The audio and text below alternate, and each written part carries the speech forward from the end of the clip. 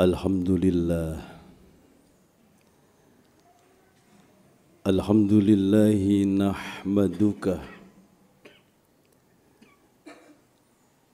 wa nashkuruka ya Allah ya dzal jalali wal ikram ya rabbal alamin. Ashhadu an la ilaha illallah wa ashhadu anna Muhammadar Rasulullah. Allahumma salli wa sallim ala nabiyyina al-karim ibnil karim al-mustafa al-mukhtar sayyidina Muhammad sallallahu alaihi wasallam wa ala alihi wa ashabihi ajma'in. Ayyuhal muslimun rahimakumullah, usikum wa nafsi bitaqwallah.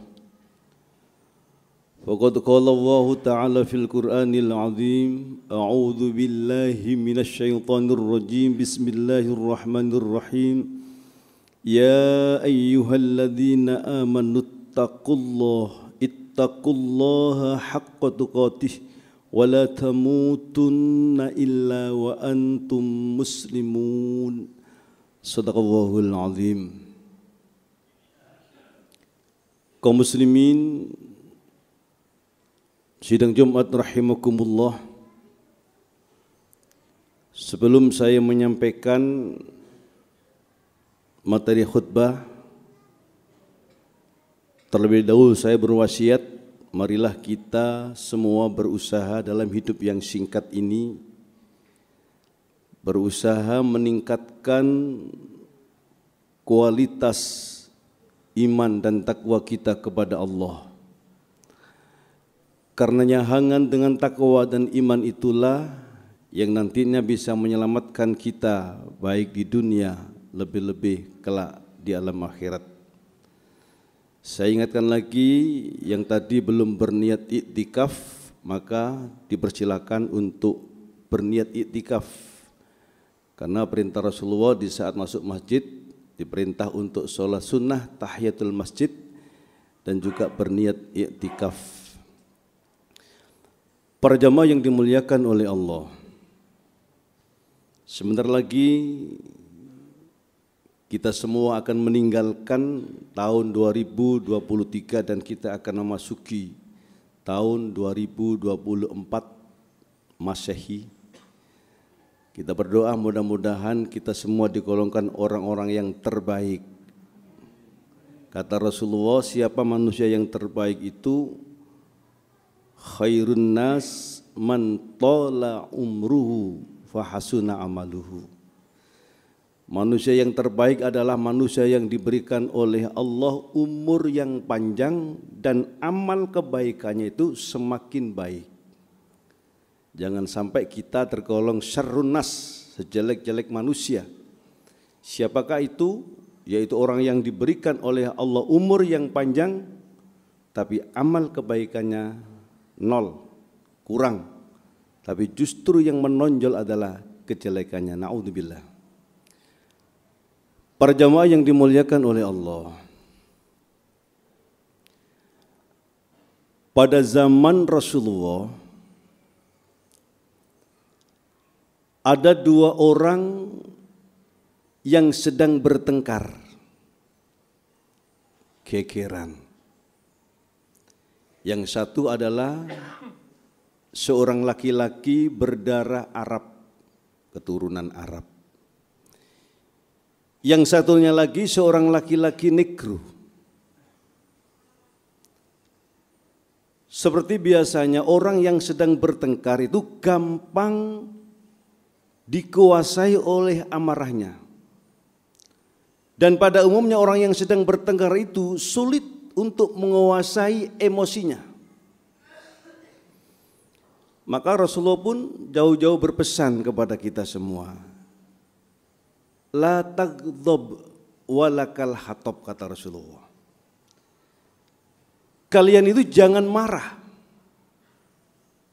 Sebab orang itu kalau sudah marah dia akan berubah seperti kayu kering yang mudah dibakar. Maka dua orang tadi itu saling hujat, saling menghina. Terutama yang negro ini dihina habis-habisan. Nek cara Jawae entek ngamek kurang golek. Maka ketika Rasulullah mengetahui peristiwa ini, Rasulullah pun bersabda, la fadla li arabiyyin wala a'jamiyyin illa bittaqwa. Tidak ada keistimewaan antara orang Arab dengan orang yang bukan keturunan Arab illa bittaqwa, kecuali karena ketakwaannya. Artinya Islam itu mengajarkan kepada kita untuk berpandangan bahwa seluruh manusia itu sama di hadapan Allah. Sama. Yang membedakan itu cuma tingkat kualitas iman dan takwanya.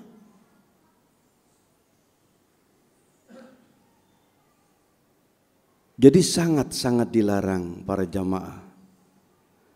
Kalau ada orang yang membangga-banggakan sukunya, membangga-banggakan keluarganya, kalau sekarang itu membangga-banggakan partainya, kalau sekarang istilahnya.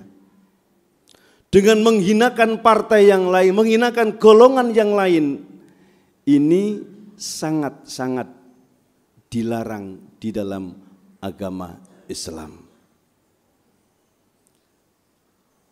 Maka tidak lama kemudian Allah perintahkan kepada malaikat Jibril turun ke bumi membawa satu ayat, surat Al-Hujurat ayat 13. A'udzu billahi minasyaitonir rajim. Bismillahirrahmanirrahim. Ya ayyuhan nasu inna khalaqnakum min dzakarin wa untha wa ja'alnakum syu'uban wa qabaila lita'arafu inna akramakum 'indallahi atqakum innallaha 'alimun khabir.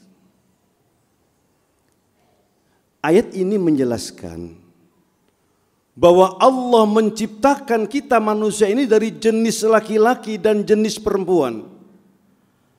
Allah pun menciptakan berbagai macam bangsa-bangsa dan suku-suku yang ada di alam dunia ini.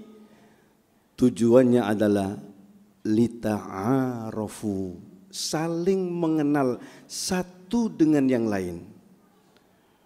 Bukan untuk saling membantai, bukan untuk saling membunuh, menghancurkan, tidak. Tapi jelas ayatnya, lita'arafu, saling mengenal. Dan ayat ini diteruskan, inna akramakum indallahi atqakum. Ternyata orang yang paling mulia di hadapan Allah bukan karena dia bangsa Eropa, bangsa Arab, tidak. Tapi orang yang paling mulia di hadapan Allah adalah orang yang paling takwa di antara kamu, kata Allah. Maka ayat inilah yang kemudian dijadikan dasar oleh para ulama bahwa Islam itu mengajarkan ukhuwah, persatuan.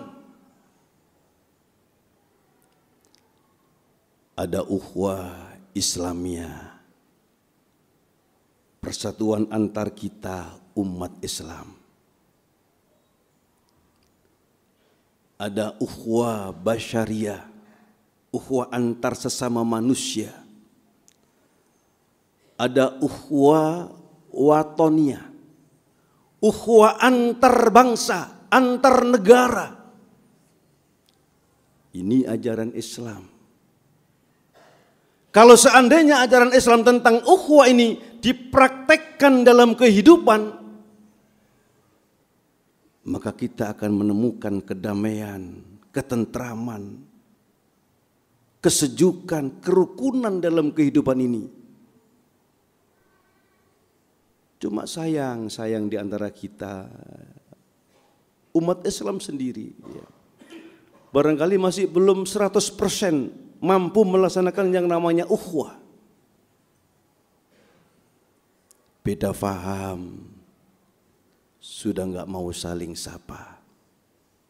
Yang satu kunut, yang satu tidak, itu koyok-koyok musuh.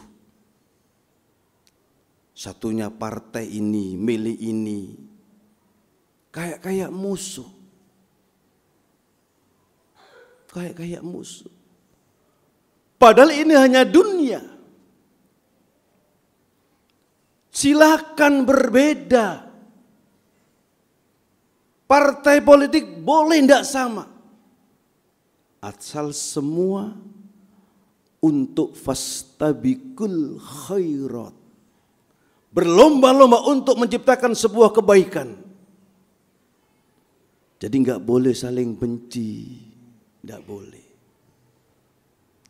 Kalau kita lihat sejarah, ketika Allah perintahkan Nabi Musa untuk berdakwah kepada yang namanya Raja Fir'aun. Raja Fir'aun itu orang yang sangat kurang ajar. Dia melakukan dosa di atas dosa. Kenapa? Dia terang-terangan mengaku jadi Tuhan. Ana rabbukumul a'la. Akulah Tuhanmu yang paling tinggi. Ini Fir'aun yang jelas-jelas mengatakan seperti itu.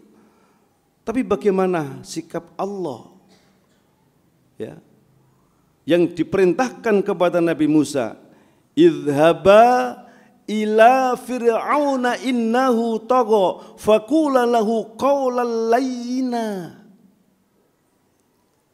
Justru Allah perintahkan kepada Nabi Musa untuk berkata qawlan layyina, perkataan yang lemah lembut, perkataan yang tidak menyakitkan kepada orang lain. Ini prinsip para jamaah dalam berdakwah, dalam bermasyarakat, dalam berorganisasi. Ini siapapun. Coba kita praktekkan dalam kehidupan. Insya Allah tenang. Kenyataannya kita baca di WA itu Masya Allah, ya, saling serang pendukung ini, saling serang. Ya Allah, ini masalah dunia. Wis berdoa saja, semoga nanti Allah menakdirkan pemimpin yang baik, pemimpin yang soleh, pemimpin yang mengerti kepada umat. Kita enggak boleh saling menjelek-jelekan, enggak boleh. Al-Hujurat 11, Allah menjelaskan, ya ayyuhalladzina amanu la yaskhar qaumun min qaumin asa ayyakuna khairan minhun. Janganlah satu kaum itu menjelek-jelekkan kaum yang lain, boleh jadi yang dijelek-jelekkan justru lebih baik, sementara yang menjelek-jelekkan justru lebih brengsek. Ini Al-Qur'an. Al-Qur'an. Karena itu para jamaah yang dimuliakan oleh Allah, ayo kita tunjukkan sikap kedewasaan kita. Allah menciptakan berbagai macam golongan, berbagai macam suku. Ini adalah lita'arafu, saling mengenal. Setelah kita saling mengenal, kemudian tafahum, saling memahami satu di antara yang lain. Baru setelah itu kita ta'awun, saling membantu satu di antara yang lain. Ini prinsip di dalam Islam. Untuk itu para jamaah yang dimuliakan oleh Allah, marilah ya kita hidup ini, ya, hidup secara dewasa, organisasi secara dewasa, bermasyarakat secara dewasa. Ayo kita jaga kerukunan di antara kita, saling tegur sapa, saling membantu. Ya, insya Allah kalau ini yang kita lakukan, barangkali tidak ada permusuhan di antara kita. Hidup akan damai, tentram, rukun. Para jamaah yang dimuliakan oleh Allah, begitu khutbah awal yang bisa saya sampaikan. Mudah-mudahan ada guna dan manfaatnya. Mudah-mudahan khutbah ini bertepatan dengan hidayah Allah Subhanahu wa taala. A'udzu billahi minasyaitonir rajim. Bismillahirrahmanirrahim. Wal 'asri innal insana lafi khusr illa alladziina aamanu wa 'amilus shalihati wa tawashaw bil haqqi wa tawashaw bis sabr. Barakallahu lakum fil Qur'an wa nafa'ani wa iyyakum fihi minal ayati wa dzikril hakim wa taqabbalallahu innahu huwal ghafurur rahim.